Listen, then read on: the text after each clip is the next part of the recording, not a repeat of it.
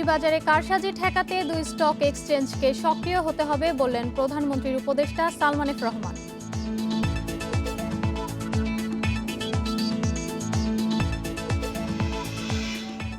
আলুর দাম নিয়ন্ত্রণে বাজারে নামল র্যাব।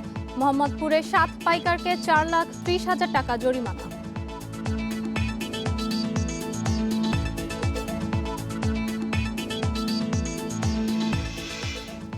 পদ্মা সেতুর মাওয়া প্রান্তে বসল 35তম স্প্যান। দৃশ্যমান সেতুর 5.25 কিলোমিটার অংশ।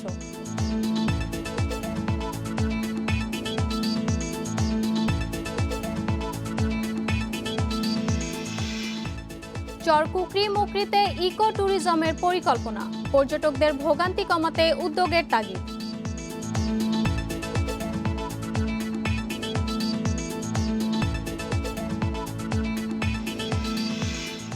আমন্ত্রণ অর্থনীতি সারাদিনের সাথে আছে আমি ইশরাত সুমা। শুনছিলেন শিরোনাম, জানবো বিস্তারিত সংবাদ। আলুর দাম নিয়ন্ত্রণে অভিযানে নেমেছে র্যাব। রাজধানীর মোহাম্মদপুরে কৃষি মার্কেটে 7 ব্যবসায়ীকে 4,30,000 টাকা জরিমানা করেছে র্যাবের ভ্রাম্যমাণ আদালত। এই পাইকাররা আলু বিক্রি করছে কেজি প্রতি 38 টাকায়, যদিও সরকার দাম ঠিক করে দিয়েছে সর্বোচ্চ 30 টাকায়। ব্যবসায়ীদের দাবির মুখে দ্বিতীয়বার আলুর দাম নির্ধারণ করে কৃষি বিপণন অধিদপ্তর। এরপরও বেশি দামে আলু বিক্রি হচ্ছে। 35 টাকা কেজিতে বিক্রির কথা থাকলেও 2 সপ্তাহ পরেও বিক্রি হচ্ছে 45 থেকে 50 টাকায়। অবশেষে আলুর বাজার নিয়ন্ত্রণে মাঠে নামল র্যাব। কৃষি বিপণন অধিদপ্তরের সহযোগিতায় মোহাম্মদপুর কৃষি মার্কেটের আলুর পাইকারি বাজারে অভিযান চালালো ভ্রাম্যমাণ আদালত। এ সময় পাইকারিতে 30 টাকার পরিবর্তে 38 টাকা কেজিতে আলু বিক্রির প্রমাণ মিলেছে। জরিমানা করা হয়েছে 7 পাইকারকে। পাশাপাশি ভবিষ্যতে বাড়তি মুনাফা না করার মুচলেকা নেওয়া হয়েছে। আমরা যে দোকানগুলোকে দেখেছি এখানে যে 30 টাকা পাইকারি মূল্য নির্ধারণ করে দেওয়া হয়েছে সরকার থেকে, কিন্তু আমরা দেখলাম, আমরা এখন পর্যন্ত 3টা দোকান দেখেছি, সেখানে কিন্তু প্রতিটা দোকানেই সরকার নির্ধারিত যে দাম তার থেকে কিন্তু 10 থেকে 12 টাকা প্রতি কেজিতে কিন্তু বেশি নেওয়া হচ্ছে। তবে অভিযান নিয়ে ভিন্ন মত আলুর পাইকারি বিক্রেতাদের। তাদের যুক্তি, হিমাগার থেকেই কিনতে হয়েছে বেশি দামে। আইন অমান্য করলে জরিমানা হওয়াই উচিত, কিন্তু আমার হিসেবে আমার করলে ঠিক হয় না। আমি একটু ছোট দোকান। আপনারা যদি হিমাগার কন্ট্রোল করতে পারেন তাহলে তো আমাদের এখানে কোনো লস নাই। যখন আমরা 20 টাকা কেজি আলু বিক্রি করছি তখন আমরা 1 টাকা কমিশন পাইছি, আর আজকে আমরা 40 টাকা কেজি আলু বিক্রি করে কিন্তু 1 টাকা কমিশন, সাথে এখন 50,000 টাকা জরিমানা। সেটার দায়ভারটা কে নেবে? শুধু পাইকারিতে নয়, খুচরা বাজারেও নজরদারি করা হচ্ছে বলেও দাবি র্যাবের। Shahid Ahmed, independent news, Dhaka. বাজার পরিস্থিতি নিয়ে আরও জানাতে বগুড়া থেকে যোগ দিচ্ছেন সহকর্মী হাসিবুর রহমান। হাসিবুর, আমরা দেখছিলাম যে সরকার কিছু পণ্যের দাম নির্ধারণ করে দেওয়ার পরও কিন্তু ব্যবসায়ীরা তা মানছেন না। বগুড়ার বাজারের কি অবস্থা দেখছেন? আমি যে বাজারটিতে আছি এটি শহর থেকে একটু কিছুটা বাইরে চারমাথা এলাকায়। এখানে সবগুলো পণ্যের দামই বগুড়ার অন্যান্য বাজারের মতোই। যেমন একটু আগে আমি কয়েকজন খুচরা বিক্রেতার সাথে এখানে কথা বলেছি। আলুর দাম অবশ্য রাজধানীর চাইতে কিছুটা কম। এখানে প্রতি কেজি বিক্রি হচ্ছে 35-36 টাকা দরে। আর এর বাইরে অন্যান্য যেসব সবজি রয়েছে সবগুলো সবজিরই বলা যায় দাম গত বছরের চেয়ে অনেক বেশি। 2-1টি সবজির দাম এখন 30 টাকার ঘরে থাকলেও বেশিরভাগ সবজি এখন 60 টাকার উপরে রয়েছে। টমেটো, যেটি শীতের অন্যতম একটা আকর্ষণীয় সবজি, সেটি এখন এই বাজারেই বিক্রি হচ্ছে 100 থেকে 120 টাকা। এর বাইরে পেঁয়াজ রয়েছে, যেটি দেশি পেঁয়াজ, সেটি 80 টাকায় বিক্রি হচ্ছে। আর আমদানি করা পেঁয়াজ, বিশেষ করে বাইরে থেকে যেটা এসছে মিয়ানমার বা অন্যান্য জায়গা থেকে, সেসব জায়গার পেঁয়াজ, সেসব আমদানি করা পেঁয়াজের দাম 65 থেকে 70 টাকার মধ্যে রয়েছে। আর শীতের অন্যান্য সবজির মধ্যে যেটি অন্যতম, সেটি ফুলকপি, সেটির দাম এখনও বেশ চড়া বা 80 টাকা কেজি, আকারে খুবই ছোট। এর বাইরে যেসব সবজি রয়েছে, শাক রয়েছে, সবগুলোর দামই আসলে আকাশ ছোঁয়া। যারা বিক্রেতা রয়েছেন তাদের পাশাপাশি যারা চাষি, তাদের সাথে আমরা কথা বলেছি, তারা সবাই একই ধরনেরই কথা বলেছে যে এইবার মূলত কয়েক দফা বন্যা, বিশেষ করে 4 দফা বন্যার পাশাপাশি শীতের সবজি আগাম যেসব চাষ করা হয়েছে তার অধিকাংশই বৃষ্টিতে নষ্ট হয়ে গেছে, যে কারণে এবার যে খোলা বাজার বা পাইকারি বাজার, সেখানে সবজির দাম কিছুটা বেশি রয়েছে বলেই তারা দাবি করছেন। তবে শীতের সবজি সাধারণত এই এলাকায়, বগুড়া এবং অন্যান্য এলাকায় যেগুলো নামে, সেটি আরও 15 থেকে 20 দিন নামবে। আর এগুলো আগাম সবজি, যে কারণে তারা এখন চড়া দাম পাচ্ছে বলে তাদের বক্তব্য। আর আগাম সবজির চাষে খরচও বেশি, এটি তারা বলছে। সব মিলিয়ে সবজির বাজার যেমন অস্থিতিশীল রয়েছে, তেমনি অন্যান্য যেসব পণ্য রয়েছে যেগুলো নিত্য প্রয়োজনীয়, সেখানেও বেশ কিছু পণ্যের দাম আমরা দেখেছি গত বছরের তুলনায় বেশ খানিকটা করে বেশি। সব মিলিয়ে এবারে যে নিত্য প্রয়োজনীয় জিনিস, সবজি এবং চাল ডাল সব নিত্য প্রয়োজনীয় জিনিস রয়েছে, সবগুলোর দামই গত বছরের তুলনায় কোথাও কোথাও 10 থেকে 12 টাকা এবং কোনো কোনো ক্ষেত্রে আরও বেশি দাম রয়েছে, কেজিতে বেশি। বগুড়া থেকে যোগ দিয়েছিলেন সহকর্মী হাসিবুর রহমান। জানাবো পরবর্তী সংবাদ। পুঁজিবাজারে অনিয়ম ঠেকাতে দুই স্টক এক্সচেঞ্জকেই সবচেয়ে বেশি ভূমিকা রাখতে হবে বলে জানিয়েছেন প্রধানমন্ত্রীর বেসরকারি শিল্প ও বিনিয়োগ উপদেষ্টা সালমান এফ রহমান। সকালে পুঁজিবাজার ও টেকসই উন্নয়ন নিয়ে ক্যাপিটাল মার্কেট জার্নালিস্ট ফোরাম ও বিএমবিএ আয়োজিত অনলাইন আলোচনায় তিনি একথা জানান। এ সময় তিনি বলেন, বর্তমানে বাজারের সবচেয়ে বড় দুর্বলতা প্রাতিষ্ঠানিক বিনিয়োগকারীর অভাব। বর্তমানে পুঁজিবাজারে মোট লেনদেনের ৮০ থেকে ৮৫% করে থাকেন ব্যক্তি বিনিয়োগকারীরা, যাতে প্রাতিষ্ঠানিক বিনিয়োগকারীদের অবদান খুবই কম।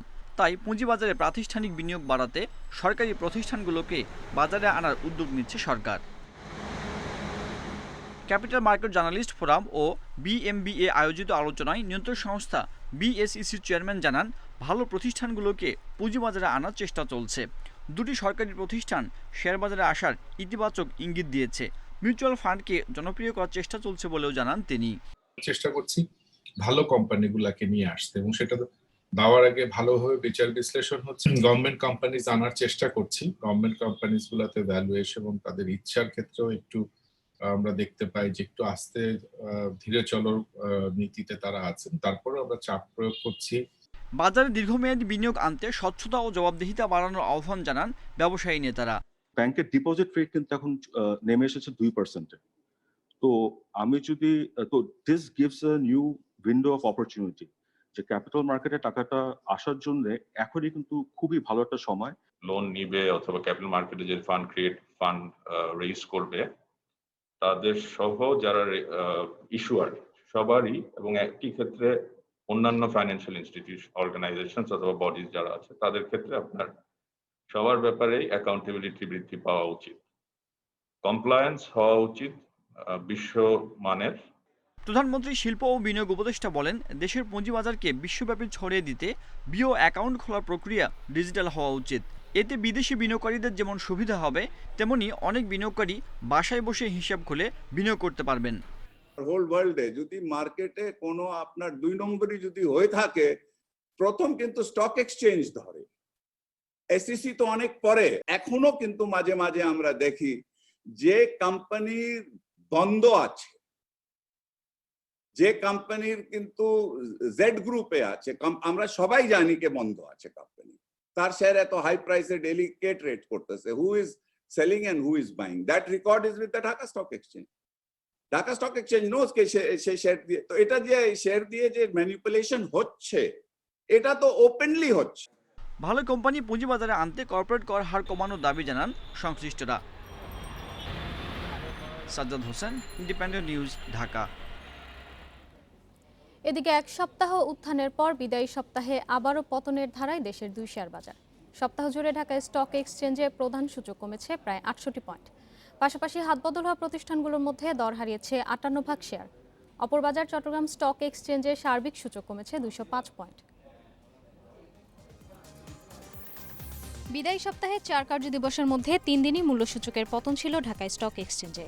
ফলে সপ্তাহ জুড়ে প্রধান সূচক ডিএসইএক্স কমেছে 67.93 পয়েন্ট, অবস্থান করছে 4846 পয়েন্টে।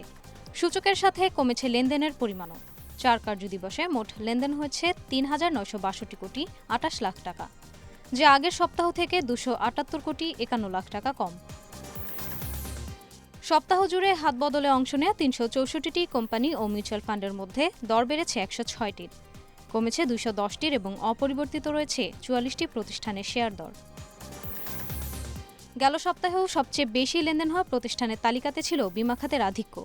তালিকার প্রথম অবস্থানে উঠে এসেছে বেক্সিমকো ফার্মাসিউটিক্যালস, দ্বিতীয় সন্ধানী লাইফ ইন্স্যুরেন্স এবং তৃতীয় অবস্থানে গ্লোবাল ইন্স্যুরেন্স। শতাংশের দিক থেকে গত সপ্তাহে দর বৃদ্ধি তালিকার শীর্ষে উঠে এসেছে বে লিজিং, দ্বিতীয় AB bank first mutual fund এবং তৃতীয় অবস্থানে বিডি থাই অ্যালুমিনিয়াম। অন্যদিকে চট্টগ্রাম স্টক এক্সচেঞ্জে সার্বিক সূচক কমেছে 205 পয়েন্ট, অবস্থান করছে 13,824 পয়েন্টে। সপ্তাহে 4 কার্যদিবসে মোট লেনদেন হয়েছে 119 কোটি 26 লাখ টাকা শেয়ার। এতে সপ্তাহের ব্যবধানে সিএসইতে লেনদেন বেড়েছে 3 কোটি 14 লাখ টাকা। Ishrat Suma, independent news. অর্থনীতি সারাদিন একটি বিরতি নিচ্ছে, সাথেই থাকুন।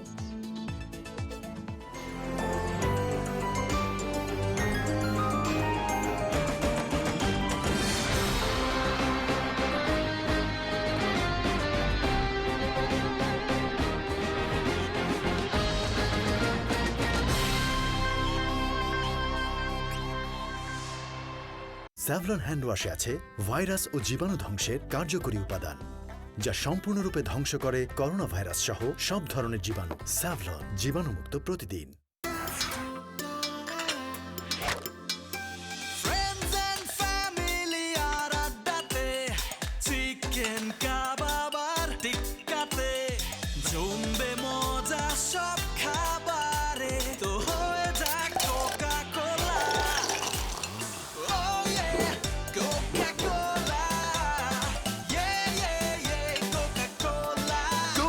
সাথে খাওয়ার মজা জমবে। কোকা কোলা স্টক করো আর ক্যাপের নিচের অক্ষর মিলিয়ে ফ্রিজ জেতার সুযোগ নাও। ভাইরাস থেকে বাঁচবো কিভাবে? ভাইরাস এক ধরনের জীবাণু, আর জীবাণুর বিরুদ্ধে প্রতিরোধ করতে আছে স্যাভলন সোপের double strength. Savlon soap, double strength, double protection. ছোট্ট মনে বিরাট আশা, সবাই যেন এমন স্কুল পায়। স্পষ্ট শোনা মনের ভাষায়, সময়ের সাথে পাল্লা দিতে পারার আশায়। যেখানেই থাকো বুক বাঁধে এক আশায়। নতুন আশা পূরণের অগ্রযাত্রায় সবচেয়ে বিস্তৃত 4.5G নেটওয়ার্ক আজ 5 কোটি মানুষের। রবি, লাইফের নতুন এক্সপেরিয়েন্স। ওর সবচাইতে বেশি সময় কাটে ফ্লোরে, আর এই ফ্লোরেই থাকে নানান ভাইরাস ও রোগ জীবাণু। কিন্তু আমি থাকি নিশ্চিন্ত, আমার আছে স্যাভলনের সুরক্ষা। স্যাভলন, জীবাণুমুক্ত প্রতিদিন। ওয়াও, এত সুন্দর চুল! নারকেল তেল ও মেথির পুষ্টি সমৃদ্ধ প্যারাশুট অ্যাডভান্সড বেলি ফুল চুলে পুষ্টি যুগিয়ে চুল করে ঘন ও স্বাস্থ্যোজ্জ্বল। প্যারাশুট অ্যাডভান্সড বেলি ফুল। ইঞ্জিনিয়ারিং এর চান্স পেয়েছিস তো? কি খাওয়াবি বল? কি হলো, কোথায় হারালে? ভালো ইউনিভার্সিটিতে ভর্তির চিঠি আমিও পেয়েছিলাম, পড়তে পারিনি, কিন্তু আমার ছেলে অবশ্যই পড়বে। ওর ফিউচার তো ফিক্স করেই রেখেছি এখানে। আসিফ সাহেব আইডিএলসি ডিপোজিট প্ল্যানের মাধ্যমে ফিক্স করেছেন ছেলের ভবিষ্যৎ। আপনিও ফিক্স করুন আইডিএলসির সাথে। নজর কাড়া, সিল্কি ও মজবুত চুলের জন্য প্যারাশুট ন্যাচারালের শ্যাম্পু মাত্র 2 টাকায়। স্যাভলন হ্যান্ড ওয়াশে আছে ভাইরাস ও জীবাণু ধ্বংসের কার্যকরী উপাদান, যা সম্পূর্ণরূপে ধ্বংস করে করোনা ভাইরাস সহ সব ধরনের জীবাণু। স্যাভলন, জীবাণুমুক্ত প্রতিদিন। তোমার ওই সুন্দর মসৃণ চুল, সুন্দর ত্বকের স্নিগ্ধতা, এই ন্যাচারাল বিউটির রহস্য কি? নতুন Parachute skin pure beauty olive oil vitamin E ও সি সমৃদ্ধ, যা পুষ্টি যুগিয়ে শুধুমাত্র ত্বককে কোমল ও উজ্জ্বল করে না, সাথে চুলকেও করে মসৃণ ও মজবুত। Parachute skin pure beauty olive oil. ছোট্ট মনে বিরাট আশা, সবাই যেন এমন স্কুল পায়। স্পষ্ট শোনা মনের ভাষায়, সময়ের সাথে পাল্লা দিতে পারার আশায়। যেখানেই থাকো বুক বাঁধে এক আশায়। নতুন আশা পূরণের অগ্রযাত্রায় সবচেয়ে বিস্তৃত 4.5G নেটওয়ার্ক আজ 5 কোটি মানুষের। রবি, লাইফের নতুন এক্সপেরিয়েন্স। ওর সবচাইতে বেশি সময় কাটে ফ্লোরে, আর এই ফ্লোরেই থাকে নানান ভাইরাস ও রোগ জীবাণু। কিন্তু আমি থাকি নিশ্চিন্ত, আমার আছে স্যাভলনের সুরক্ষা। স্যাভলন, জীবাণুমুক্ত প্রতিদিন।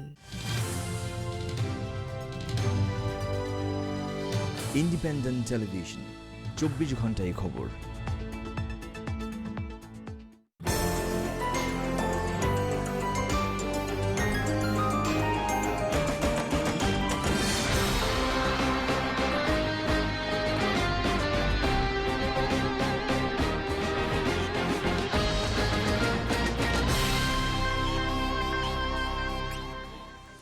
পদ্মা সেতুর মাওয়া প্রান্তে বসল 35তম স্প্যান। এতে দৃশ্যমান হয়েছে সেতুর সোয়া 5 কিলোমিটার অংশ। এর আগে নাব্য সংকটের কারণে শুক্রবার স্প্যানটি বসানোর কথা থাকলেও তা সম্ভব হয়নি। সকাল 10টার দিকে মাওয়া কনস্ট্রাকশন ইয়ার্ড থেকে ভাসমান ক্রেনে করে নির্ধারিত 8 ও 9 নম্বর পিলারের কাছে আনা হয় স্প্যানটি। সেতু সংশ্লিষ্টরা জানিয়েছেন, পদ্মায় তীব্র স্রোতের কারণে স্প্যান বসাতে কিছুটা দেরি হয়েছে। শুক্রবার পিলারের কাছে নাব্য সংকট থাকায় স্প্যান বসানো যায়নি। পরে পিলারের কাছে প্রয়োজনীয় গভীরতা নিশ্চিতে ড্রেজিং করা হয়। সেতুর 34তম স্প্যান বসানোর মাত্র 7 দিনের মাথায় বসানো হলো এই স্প্যান। চলতি মাসেই আরও 3টি স্প্যান বসানো হয়েছে।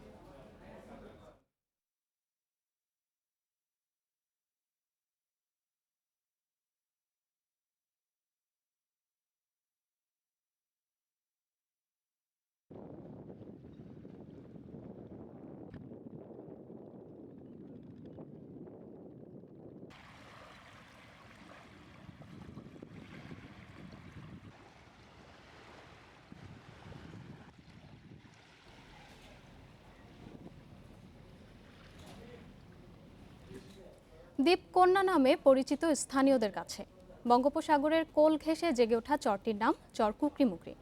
নদীপথ ছাড়া যাতায়াতের ব্যবস্থা না থাকায় ভোগান্তিতে পর্যটক ও স্থানীয়রা। তবে পর্যটকদের জন্য এরই মধ্যে আবাসন সংকট দূর করার পাশাপাশি ইকো ট্যুরিজমে গুরুত্ব দিচ্ছে সরকার। এতে করে চরের মানুষের ভাগ্য পরিবর্তনের পাশাপাশি পর্যটন শিল্প এগিয়ে যাবে বলে আশা করছে ট্যুরিজম বোর্ড। মেঘনা ও তেঁতুলিয়া মিলেছে বঙ্গোপসাগরে। এর কুল ঘেঁষেই জেগে ওঠা ছোট্ট দ্বীপ চর কুকরিমুকরি। ছায়া ঘেরা মেঠো পথ, বিশাল ম্যানগ্রোভ বন, দুপাশের সারি সারি গাছের মাঝখান দিয়ে বয়ে চলা আঁকাবাঁকা নদী। ভোলার চর ফ্যাশনের এই দ্বীপ এরই মধ্যে বন্যপ্রাণীর অভয়ারণ্য হিসেবে পরিচিতি লাভ করেছে। পর্যটকদের হাত ধরে আবিষ্কৃত হচ্ছে নতুন নতুন পর্যটন স্পট।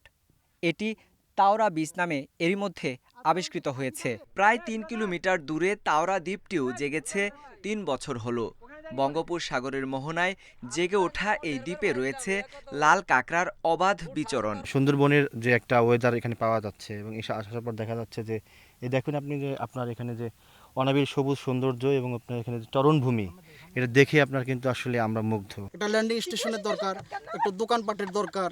হ্যাঁ, যে এখন পানির পিপাসা লাগছে, পানি খেতে পারতেছি। চরাঞ্চলে যাতায়াত ব্যবস্থা, সুপেয় পানি, পর্যাপ্ত স্যানিটেশন ব্যবস্থার অভাবসহ রয়েছে নানা সংকট।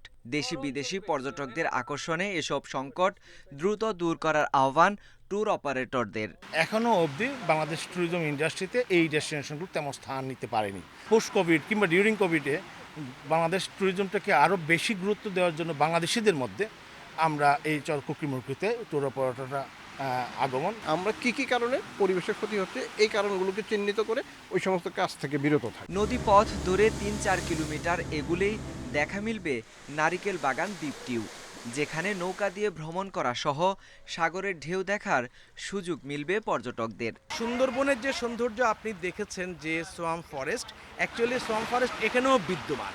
কিছু অবকাঠামোগত উন্নয়নের পরিকল্পনা আমাদের মাথায় আছে, আর ব্র্যান্ডিং তো ডেফিনেটলি ব্র্যান্ডিংয়ের কাজটি করব। চরের উন্নয়নে এরই মধ্যে নানা উদ্যোগ নিয়েছে সরকার। তবে পর্যটকদের সব ধরনের সুযোগ সুবিধা নিশ্চিতে বেসরকারি খাতকেও এগিয়ে আসার আহ্বান সংশ্লিষ্টদের। Sohel Rana, independent news, Dhaka.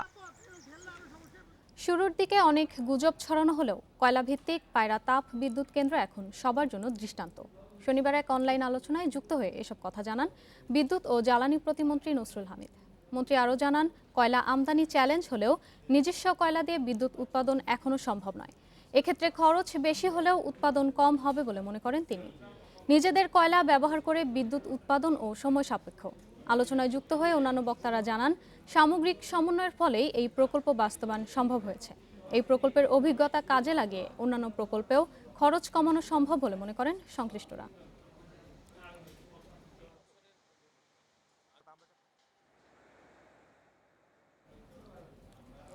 Corona মহামারীর প্রভাবে রপ্তানি অস্থিরতার সূচকে এগিয়েছে বাংলাদেশ। সম্প্রতি জাতিসংঘের বাণিজ্য ও উন্নয়ন সংস্থা আঙ্কটাডের বিশ্ব বাণিজ্য পরিস্থিতির হালনাগাদ প্রতিবেদনে উঠে এসেছে এ তথ্য। প্রতিবেদনে বলা হয়, করোনার প্রভাবে যে অর্থনৈতিক ও সামাজিক বিপর্যয় ঘটেছে তার কারণে বিশ্বের সব দেশে দ্বিতীয় প্রান্তিকে রপ্তানি কমেছে, যার প্রভাব পড়েছে বাংলাদেশের রপ্তানিতেও। গত এক বছরের রপ্তানির হিসেব অনুযায়ী বাংলাদেশের রপ্তানি অস্থিরতার মান বা সূচক 0.92 পয়েন্ট। বাংলাদেশের রপ্তানি উন্নয়ন ব্যুরোর হিসেবে চলতি বছরের দ্বিতীয় প্রান্তিকে দেশের রপ্তানি আগের প্রান্তিকের তুলনায় কমেছে 51%।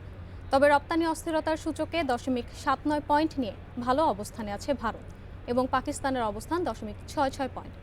সবচেয়ে নাজুক অবস্থানে আছে নেপালের রপ্তানি পরিস্থিতি, যার অস্থিরতার মান 1.06 পয়েন্ট।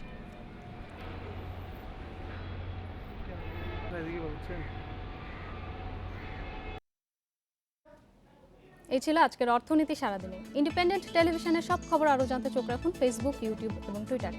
আমন্ত্রণ আমাদের পরের আয়োজন।